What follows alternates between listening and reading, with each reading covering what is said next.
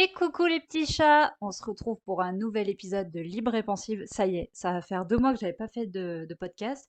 Franchement, ça m'avait manqué de parler avec vous comme ça à travers un long format, donc ouais, franchement c'est cool.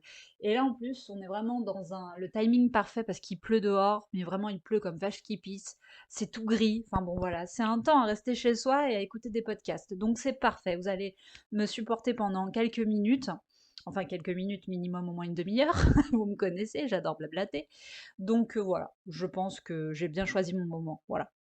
Enfin voilà, donc aujourd'hui, on va parler d'un sujet qui va vous faire grincer des dents. Je suis désolée. On va parler de la rentrée scolaire, de la rentrée dans son sens général. Voilà. Et pourtant, il y a des enfants, j'ai encore entendu ça, un abonné qui me disait que sa fille était contente de reprendre l'école. Donc ça peut arriver, je veux dire, il y a des enfants qui sont vraiment contents de retrouver leurs potes, qui sont excités à l'idée de se faire de nouveaux amis. Il y en a qui aiment apprendre. Voilà, il faut pas faire d'un cas une généralité quand on dit que les enfants n'aiment pas l'école. Il y en a qui aiment l'école. Et ouais, c'est possible d'aimer l'école.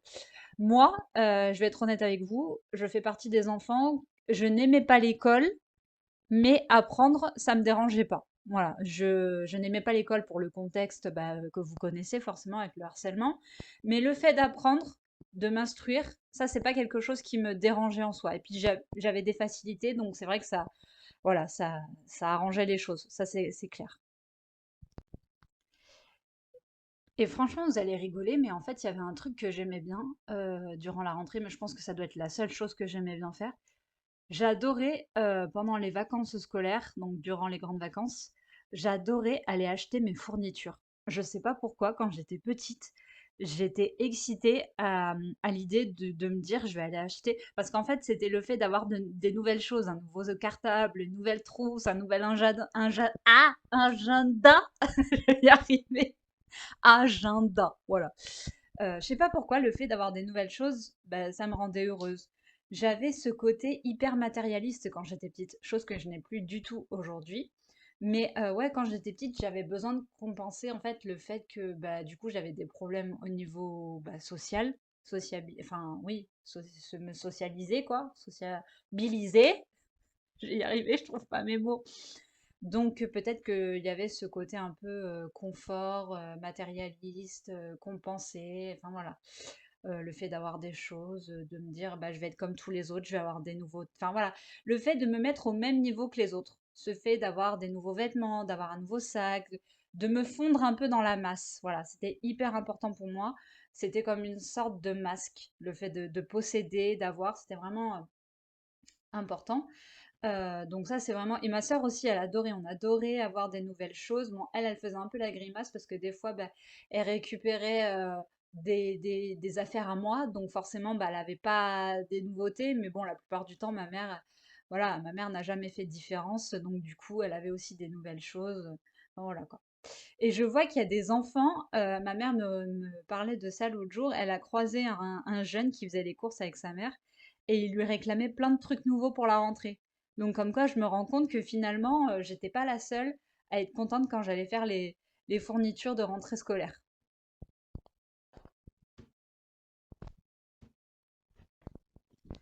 Par contre, enfin, parallèlement à tout ça, la rentrée pour moi, c'était vraiment, ça sonnait comme, bah voilà, c'était juste l'enfer, quoi. C'était quelque chose de terrible. La nuit qui précédait, je dormais pas. J'avais mal au ventre, j'angoissais, je me faisais les pires scénarios, comme à chaque rentrée. Je me disais, est-ce que je vais me faire des amis? Est-ce qu'on va bien m'aimer? Est-ce qu'on va pas me rejeter? Est-ce qu'on va pas se moquer de moi? Ça me faisait ça à chaque rentrée. Et à chaque rentrée, ça recommençait.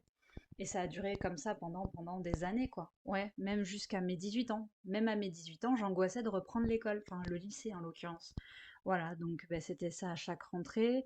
Je me disais, est-ce que je vais me faire des amis? Est-ce que je vais être assez bien pour les autres? Enfin bon, est-ce que ça va bien se passer? Est-ce que je vais pas tomber sur un prof qui va me prendre en grippe? Enfin voilà, c'était des questions comme ça perpétuelles, vraiment des choses vraiment horribles, quoi. Et je me rappelle même que ma mère m'a raconté, parce que ça, je m'en rappelle pas très bien. J'ai des flashs, mais elle m'a raconté que quand j'étais en maternelle, je crois, oui, en primaire, je ne sais plus, tellement que j'étais pas bien, je somatisais, je vomissais. carrément, le jour de la rentrée, je vomissais tellement j'angoissais. Donc, enfin voilà, c'est ton corps réagit vraiment à tes angoisses. C'est vraiment impressionnant de s'apercevoir que le cerveau communique vraiment avec ton corps et avec les organes sensibles. Voilà. Donc pour moi, tout était en alerte, quoi. Donc c'est voilà, je me disais, est-ce que tu vas trouver de nouveaux harceleurs? Enfin voilà, et j'avais besoin sans cesse d'être rassurée par mes parents. Chaque veille d'école, de jour d'école, je demandais à ma mère de me rassurer. Je lui disais, est-ce que tu crois que ça va aller? Est-ce que tu crois que tout va bien se passer? Est-ce que, enfin voilà quoi. J'avais besoin que ma mère me réconforte vraiment tous les soirs, qu'elle vienne me rassurer, que, enfin voilà, qu'elle me dise des mots positifs, qu'elle me rassure, qu'elle m'encourage. J'avais besoin. C'était quelque chose de vital pour moi au niveau de ma santé mentale. D'ailleurs, j'aimerais profiter de ce podcast en fait pour vous faire passer un message et surtout pour m'adresser aux parents. Faites gaffe vraiment parce que le harcèlement a cru vraiment.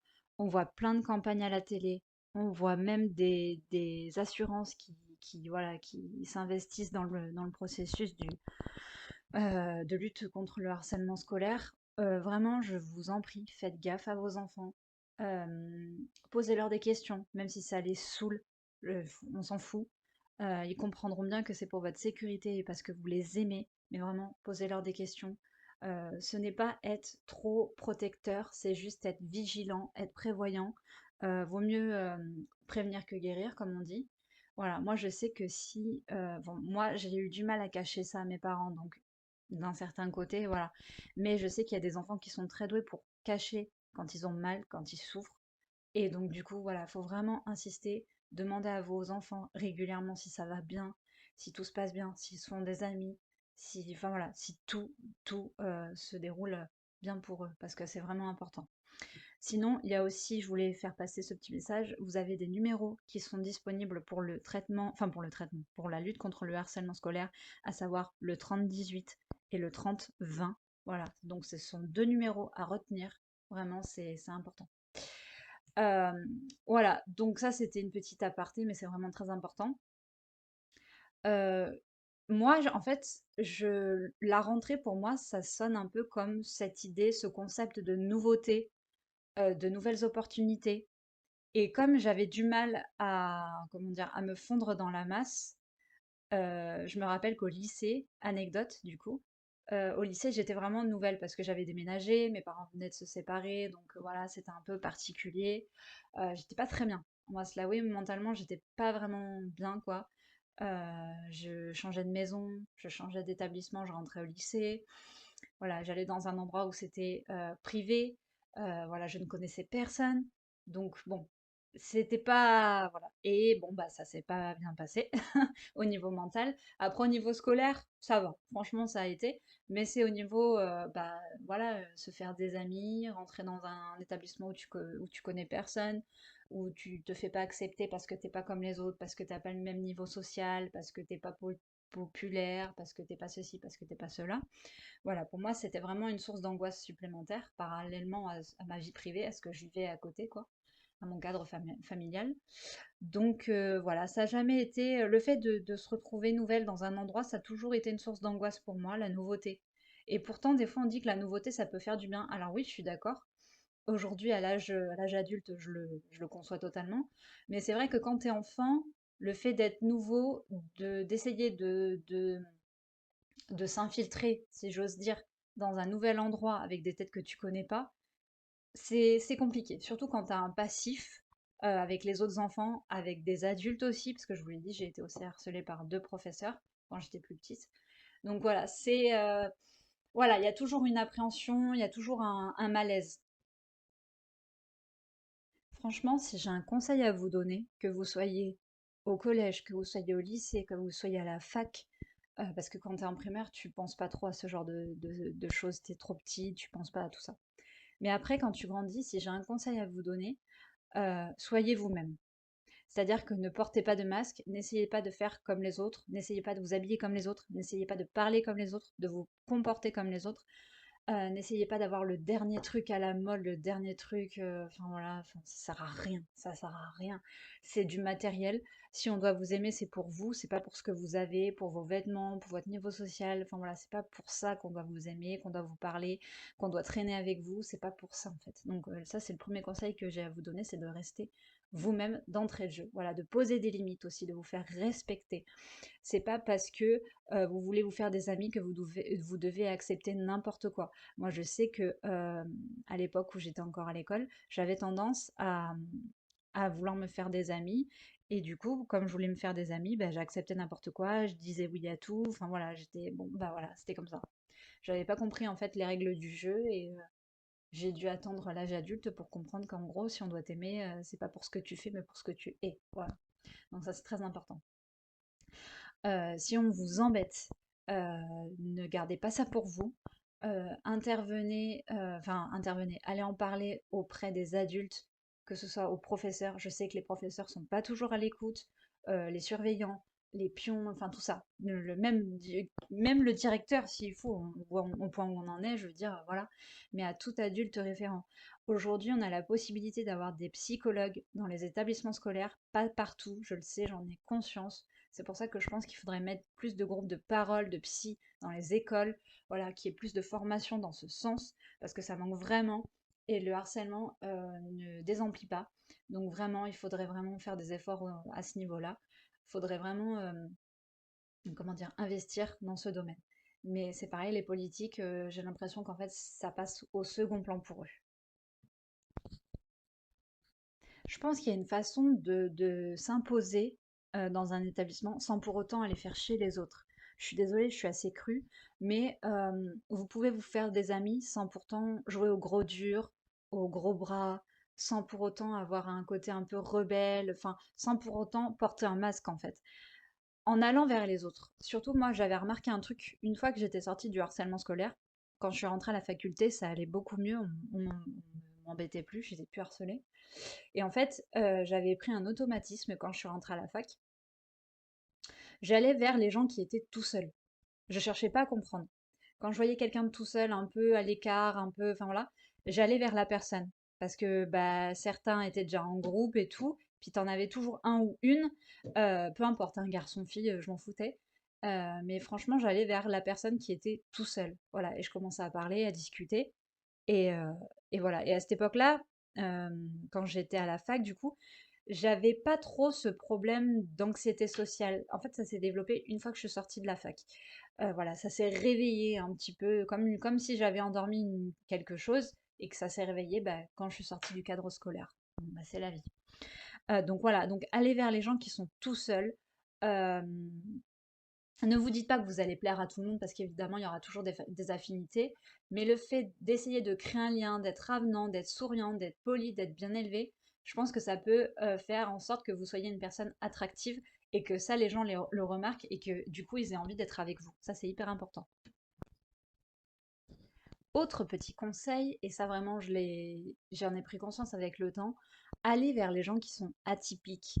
C'est-à-dire que je pense qu'en fait, on en apprend beaucoup plus dans la vie avec les gens qui sont vraiment originaux, qui sont différents, mais enfin, vous savez que j'aime pas le mot différent, mais vous m'avez compris. Différents dans le sens, ils ont un truc en plus. Ils ont vraiment leur petit truc à eux, quoi. Leur petit truc qui fait que tu as envie de leur parler à eux et pas aux autres. Mais je dis pas de laisser les autres sur le côté. Mais il y a des gens, tu sais qu'en les côtoyant, en parlant avec eux, tu vas pas t'ennuyer, tu vas voir la vie d'une façon différente, ils vont te mettre du baume au cœur, ils vont te refaire ta journée.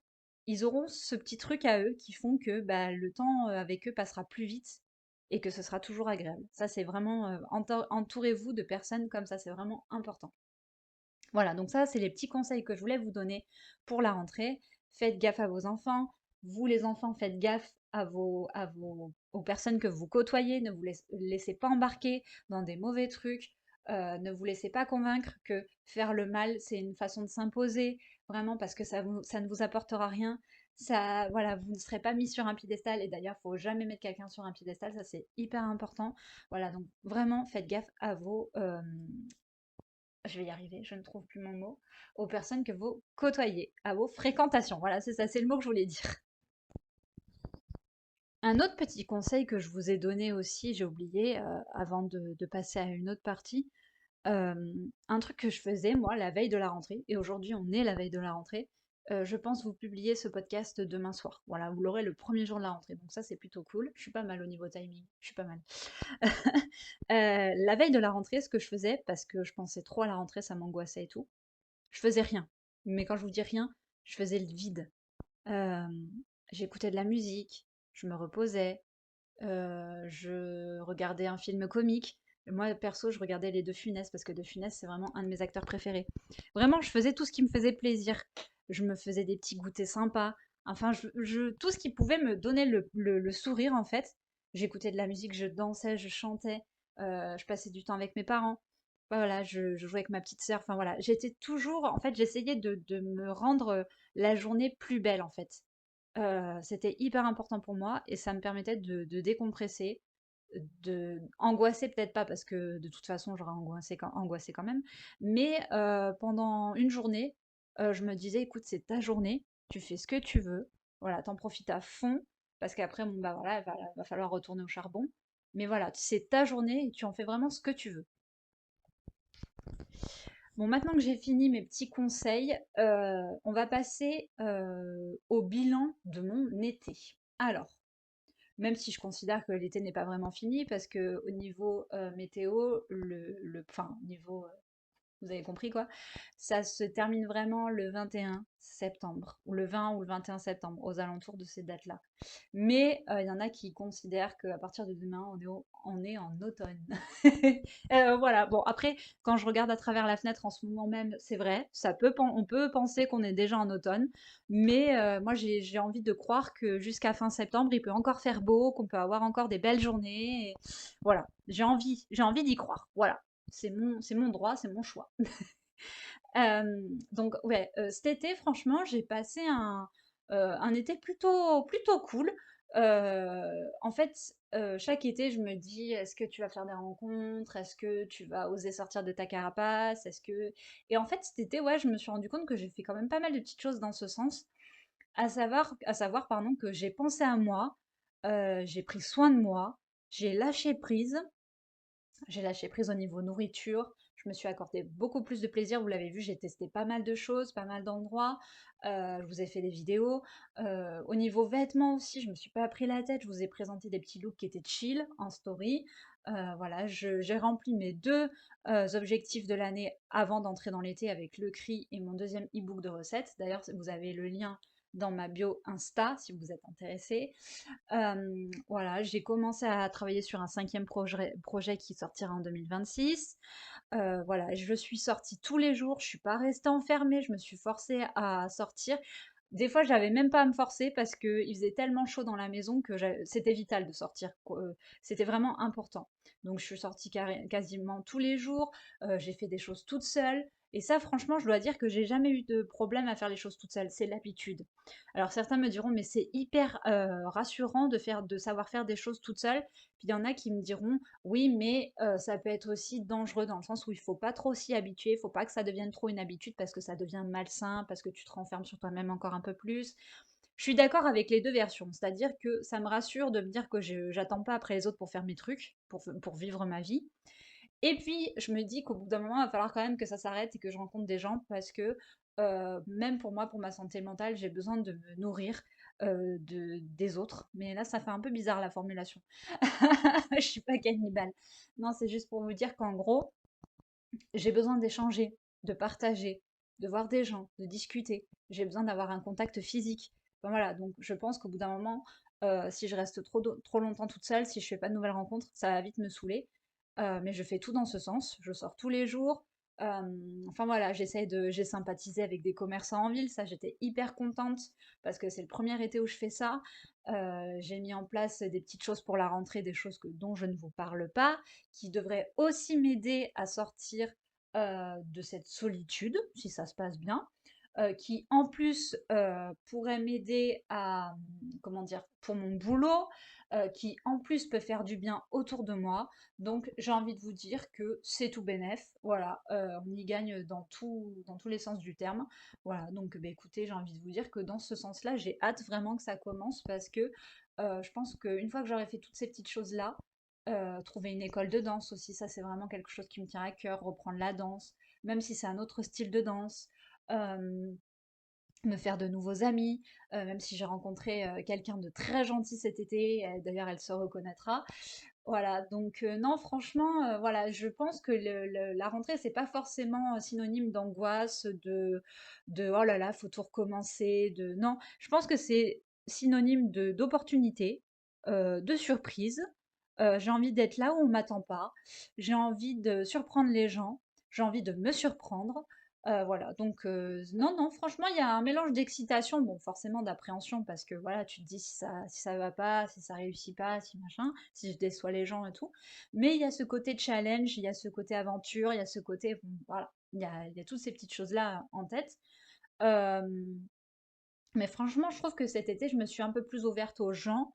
Voilà, j'étais plus naturelle avec vous sur les réseaux. On a commencé les lives au mois d'août, où j'étais vachement à l'aise. Donc franchement, je me suis accordé des petits moments de bonheur simple toute seule. Euh, je me suis mise un peu en mode autosuffisance cet été. C'est-à-dire que je me suis dit, bah écoute, tu sors, tu fais ta life, tu vas te boire un petit coup en centre-ville, tu profites des gens, tu discutes, tu fais de nouvelles rencontres qui peuvent amener ou déboucher sur des trucs bien. Donc voilà, franchement, non, non, c'était cool. Ouais, j'ai pas vu grand monde, mais franchement, je garde un bon souvenir de cet été. Donc pour moi, c'est vraiment tout ce qui importe. Euh, et surtout, j'ai compris un truc cet été, ça c'est hyper important, surtout, et c'est réconfortant aussi, c'est que le bonheur, il vient de soi avant tout. Euh, je n'ai pas, comme je vous l'ai dit précédemment, je n'attends plus, euh, je ne dépends plus des autres, dans le sens où avant, j'avais besoin qu'on me rende heureuse. Aujourd'hui, je me rends heureuse toute seule. Voilà, c'est ça la différence avec avant, c'est que il y a plus ce côté dépendance affective et enfin voilà quoi. Avant, j'étais comme ça, mais j'essaye de guérir de ça. Et c'est très très confortable. C'est rassurant de se dire que t'as plus besoin des autres pour avancer. Ça, c'est vraiment important. Voilà mes petits chats. Bon, bah écoutez, ce petit podcast va durer à peu près pas loin des 20 minutes. Bah, je trouve que c'est pas mal déjà pour une reprise. Voilà, tout ça pour vous dire que vraiment, là, c'est la première semaine. Ne stressez pas, ne vous mettez pas la pression. Faites de votre mieux parce que c'est déjà énorme. C'est moi, c'est toujours ce que je me dis. Je fais de mon mieux. Voilà. Il faut aussi savoir s'aménager des petits moments de repos. C'est pas parce que ça y est, c'est reparti que je sais pas comment vous dire, qu'il faut s'angoisser et qu'il faut se mettre un planning hyper chargé d'entrée de jeu, quoi. Que vous soyez au collège, au lycée, que vous soyez à la fac, peu importe qu'il y ait des examens en fin d'année, vous bossez, vous donnez le meilleur de vous-même, mais il ne faut pas non plus que ça tombe dans le burn-out et dans la dépression, quoi. Parce que moi, j'ai fait ça quand je suis rentrée à la fac et j'ai fini avec un burn-out. Donc, je vous conseille pas. C'était pas très sympa comme expérience, hein, on va se l'avouer. C'était pas, voilà, c'était pas très fun. Donc voilà, juste pour vous dire que vraiment, il faut savoir s'aménager des petits moments pour soi, rien que pour soi. Voyez des gens. Je sais pas si ça se dit ça, voyez des gens. Oui, si ça se dit. Voyez du monde. Sortez quand vous pouvez, même si vous travaillez à côté, parce que c'est très important de travailler, d'avoir des résultats. Mais il faut pas non plus s'en rendre malade, quoi. Vous avez quand même aussi une vie. Vous n'êtes pas qu'un élève, vous êtes un être humain avant tout. Ça, c'est hyper important. Donc voilà. Moi, j'avais tendance à oublier ça. J'étais plus un robot à la fin de mes études qu'un être humain. Bon, bah, c'est pas grave. C'est fait, c'est fait. On ne refera plus la même erreur. Mais voilà, moi j'ai fait ma part du contrat, hein, j'ai fait mon bac plus 5. Maintenant c'est à vous. Si vous êtes toujours dans les études, maintenant c'est un peu à vous de continuer, de prendre la relève. Tout ça pour vous dire que je vous fais plein de bisous. N'hésitez pas vraiment à liker, à commenter et à vous abonner sur ma chaîne YouTube et sur tous les autres réseaux sociaux. Je vous envoie toute ma force. Ne vous inquiétez pas, n'angoissez pas, ça va bien se passer. Donnez le meilleur de vous-même. Allez vers les gens, ne les mettez pas de côté. Voilà, faites le bien autour de vous et ça se passera très très bien. Je vous fais plein de bisous, prenez soin de vous et à très vite pour un nouvel épisode de Libre et Pensive. Bisous!